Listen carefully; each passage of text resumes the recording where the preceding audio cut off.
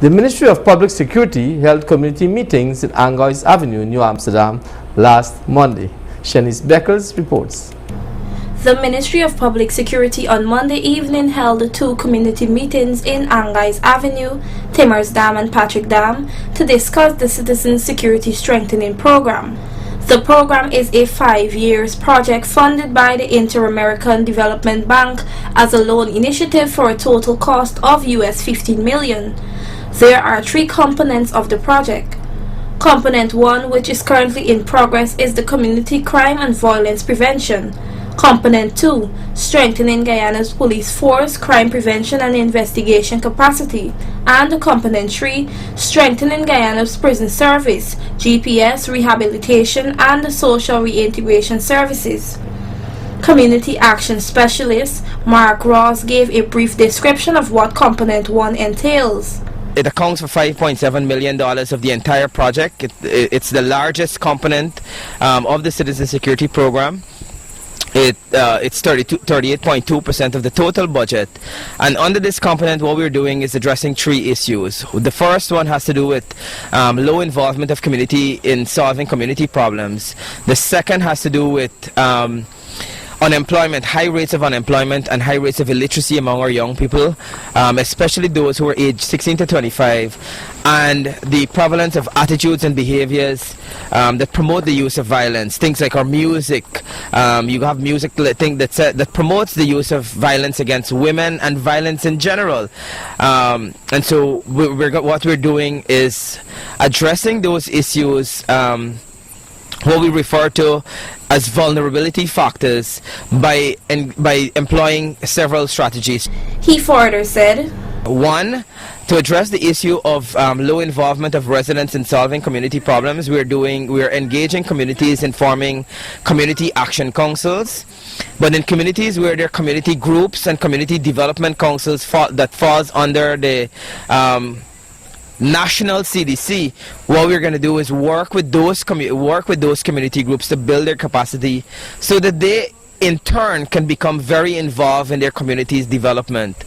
And many of these communities can have access to international financing from the European Union and other agencies, but because of the lack of the capacity of these communities in writing project proposals and developing project ideas, they don't tap into those resources, and many of the communities have very loose structures in place, and so and many of them are, well, a lot of them are not registered. So what we're going to be doing is helping these groups to get registered, get a structure in place, provide training in project management, conducting of community needs assessment, proposal writing, budget preparation, and a whole host of things that will equip them with the necessary training and knowledge and stuff, so that they can, they can write project proposals on their own after the project and even before the project has ended.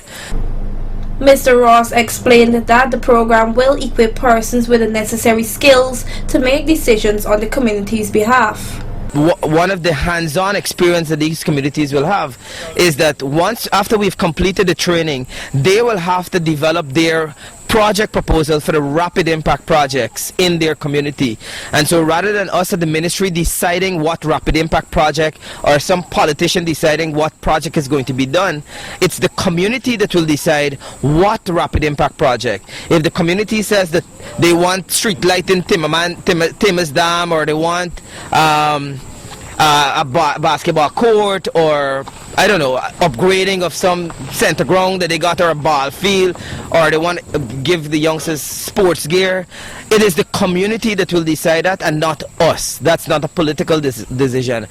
Mr. Ross then highlighted 5 communities in Region 6 that will be benefiting from the Citizen Community Strengthening Program. At Angois Avenue, Kanji, the entire of Kanji, Albion, but we're working with the entire of Albion, the entire Kilcoy, Chesney area, from Kilcoy, Chesney, all the way to Nig Settlement, Hampshire, which borders, which is right next to Rose Hall, and then we're working from Rose Hall all the way up to Johns to capture that entire Port Morant area, and then we have Friendship, Bushlot, but we're including the entire Bushlat Adventure NDC on the quarantine.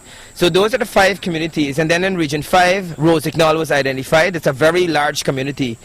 So those are the 6 communities in Berbice, both Region 5 and 6, that will benefit under this project.